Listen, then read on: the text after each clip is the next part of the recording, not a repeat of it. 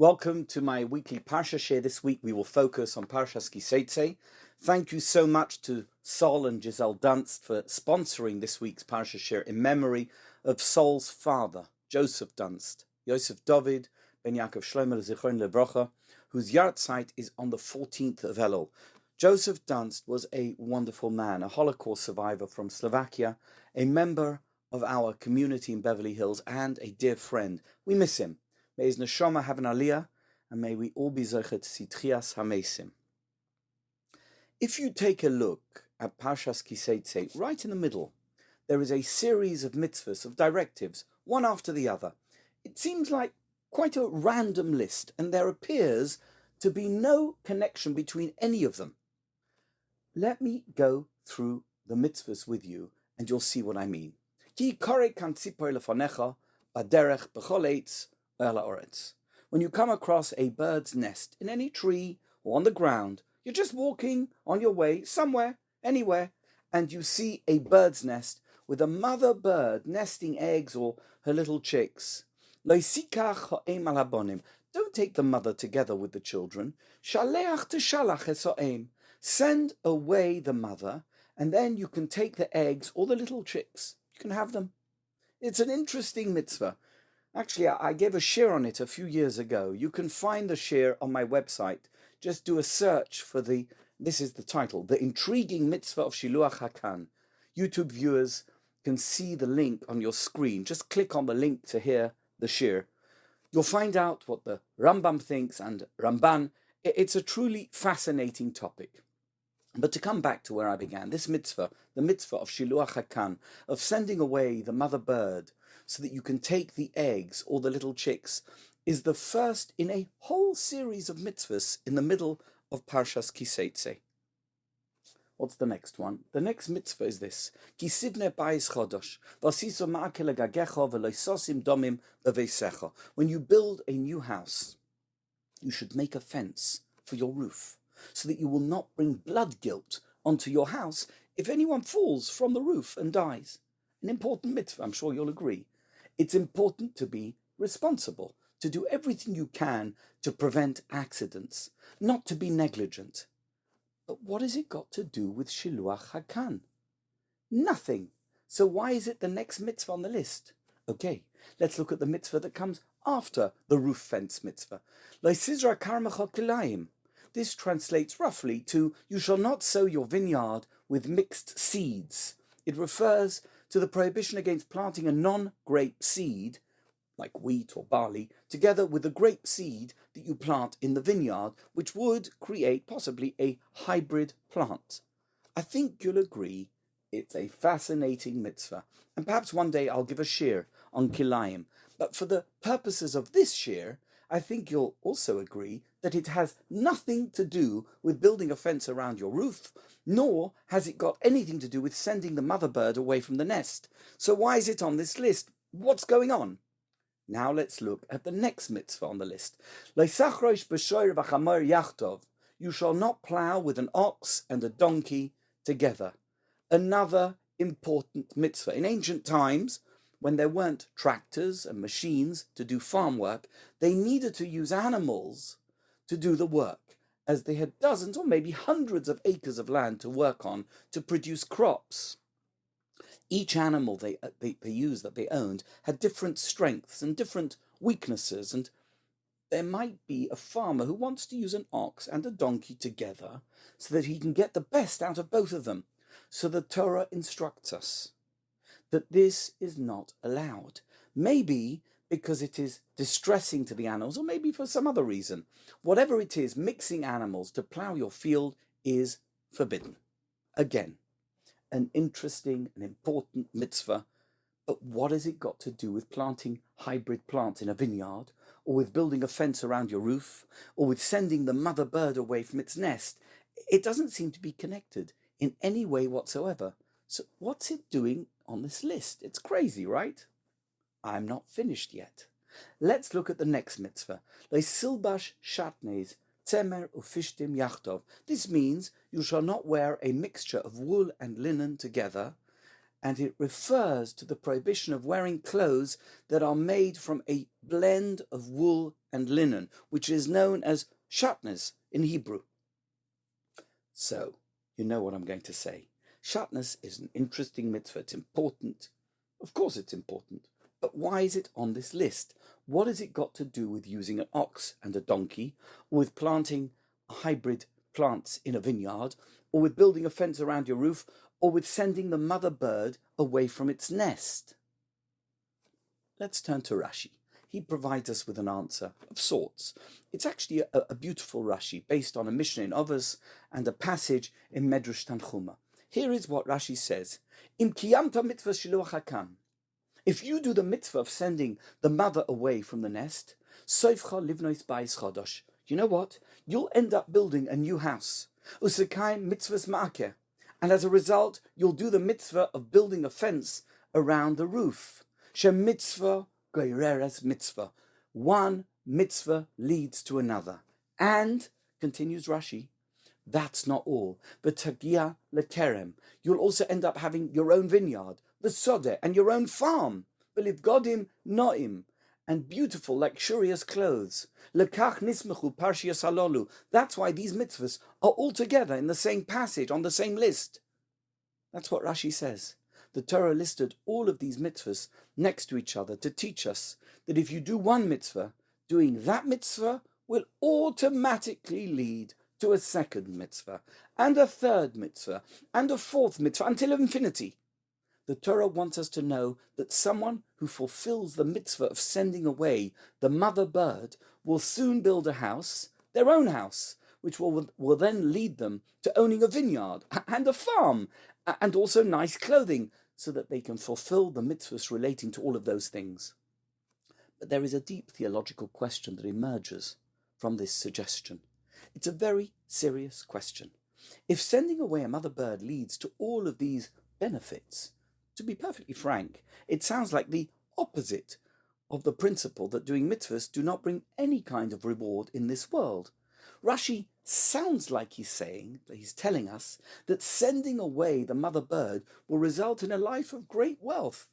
Really? Okay, so I have a good idea. If you're having a bit of a hard time with your financial affairs, take a visit to the countryside, find a bird's nest, shoo away the mother bird, take the chicks or the eggs, and hey presto, you'll soon be building your dream house and owning a vineyard. Maybe the vineyard will be in California and we'll be neighbors. And you'll also have the latest clothes bought in the fanciest haute couture stores on Rodeo Drive. Yeah, of course, you'll do all the associated mitzvahs. Now that goes without saying. Mitzvah gereres mitzvah. But I mean, that's a minor detail, right? It's the best get-rich-quick scheme I've ever heard of. Really? How can that be true? How is it possible that this is what Rashi is saying? It makes no sense. Rav Dessler has an answer, and I'll get to it in a moment. First, let me tell you a little bit about Rav Dessler. He was an esteemed 20th century rabbi, philosopher, and a spiritual mentor. He was related and studied under a prestigious range of rabbinic luminaries, including the Alter of Kelm, Rav Simcha Zissel Ziv, and his uncle, Rav Chaim Ozer Grudzinski of Vilna. Rav Dessler's main work, Michtav Me'Eliyahu, is a collection of his essays and letters, correspondence, delving deep into Jewish thought, ethics, and mysticism, Kabbalah. He spent the early part of his career in England, in London and Gateshead, but he eventually settled in Eretz Yisrael, in Israel, where he was the mashgiach of the Ponevezh Yeshiva in Bnei Brak. Rav Dessler stood out from many of his contemporaries, and he continues to be very unique for several reasons. While many of the rabbis of his time were very focused on Talmudic study, Rav Dessler, besides for being a Talmud Chacham in Gemara and Halacha, also delved deeply into Jewish philosophy and mysticism. His writings, particularly in Michtav Me'Eliyahu, synthesize profound concepts from both Talmudic and Kabbalistic sources. Rav Dessler also placed significant emphasis on personal development and ethical behavior, but in a very unique way. Not the traditional Mussar way. He believed in the transformative power of love and giving, presenting the idea that humans are not born to take, but rather to give, which was a fresh perspective in the realm of Jewish thought. What stands out about Rav Dessler is that he was open to the integration of secular knowledge into character building in particular, especially in the realm of psychology. This makes his insights relevant to modern challenges and accessible to a broader audience. Now, in relation to our question that I mentioned a few moments ago about the Rashi on mitzvah gereres mitzvah, Rav Dessler notes that even the smallest of mitzvahs cannot ever generate an adequate reward in this physical world, and therefore to receive an adequate reward in a material sense is simply impossible. However, when God sees someone performing a mitzvah, he is so happy to see that the person wants to do a mitzvah that he soon presents him with the opportunity of performing other mitzvahs. But this shouldn't be seen as payment for his mitzvahs, but rather that Hashem does it in order for that person to get more reward, not in this world, but in the next. Just imagine someone is employed by a prestigious corporation, and he or she is tasked with attracting elite clientele. To do that properly will definitely necessitate treating these potential clients to luxurious dinners and other perks. It could seem that the employee is personally benefiting from these lavish dinners, and who knows what else.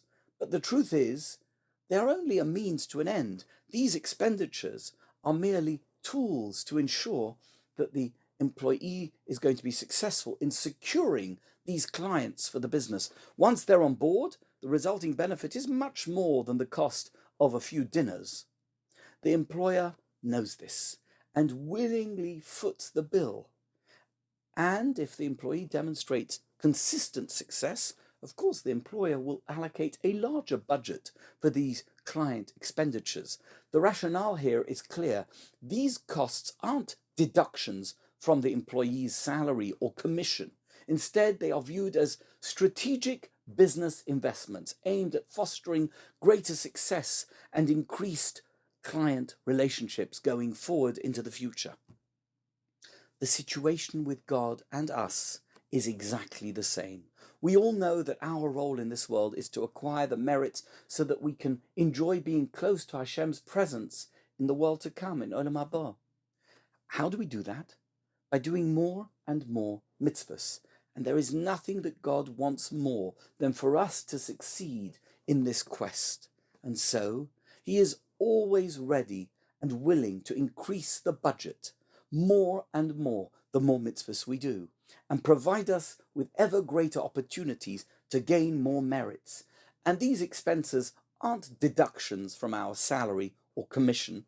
On the contrary, they are viewed as strategic business investments by God, aimed at fostering greater success for us and increased opportunity to gain the highest place possible in Olam Haba, in the world to come. But it's really up to us.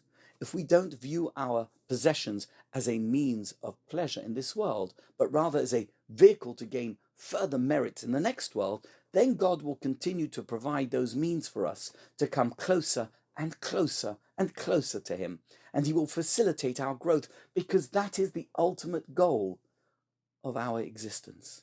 I want to end my share with two very moving stories. The first is about Rav Hutner, who, or at least that is who I heard the story about. Rav Hutner was a Talmud of Slobodka who became the Rosh Hashiva of the Rav Chaim Berlin Yeshiva in New York.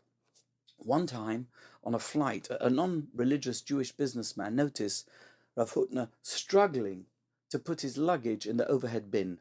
He didn't know who Rav Hutner was. How would he? He was completely unconnected to him or to the Jewish world, but he wanted to help the rabbi, and he could see that the rabbi was having a hard time. So he offered to help Rav Hutner with his luggage, and he put the case in the overhead bin.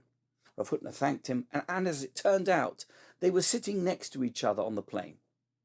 So, for the next however many hours, Rav Hutner and this irreligious man were deep in conversation, and although the man was completely non-observant, he was deeply moved by the rabbi's wisdom.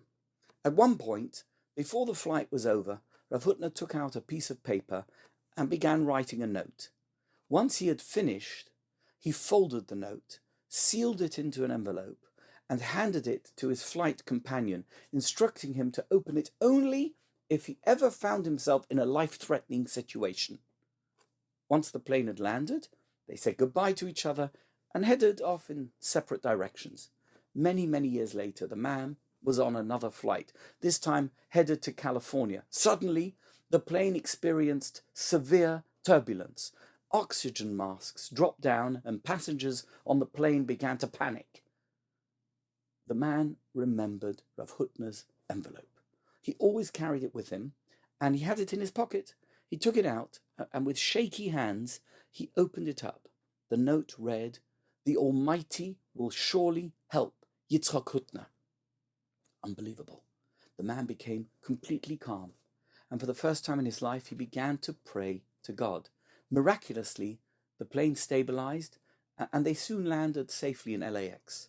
A few days later, the man returned to New York, and he decided to study more about Judaism and its teachings. This event and the note from Rav Hutner were pivotal in changing the trajectory of his life. He became involved in Jewish community projects and in philanthropy. He was a wealthy man, and most importantly, he became a shomer Torah mitzvos, fully observant. And not just him, his children, influenced by the changes they saw in their father, also became more involved in Jewish learning and mitzvahs. They attended yeshivas and seminaries. And do you know why?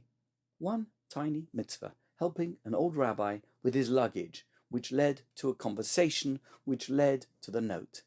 That little mitzvah set off a train of events, and the results were life-changing. And now for the second story. It is truly inspirational. It's about Rav Aryeh Levine, the tzaddik of Yerushalayim, who was renowned for his acts of kindness. One day, during Israel's War of Independence in 1948, a woman came to see Rav Aryeh. She was in distress because her son was a soldier on the front lines, and she hadn't heard from him for many days, maybe weeks. The mother feared the worst, as every mother would. Rav Aryeh Levine heard her out and offered to visit the military office that dealt with casualties, as he often did, to inquire about her son.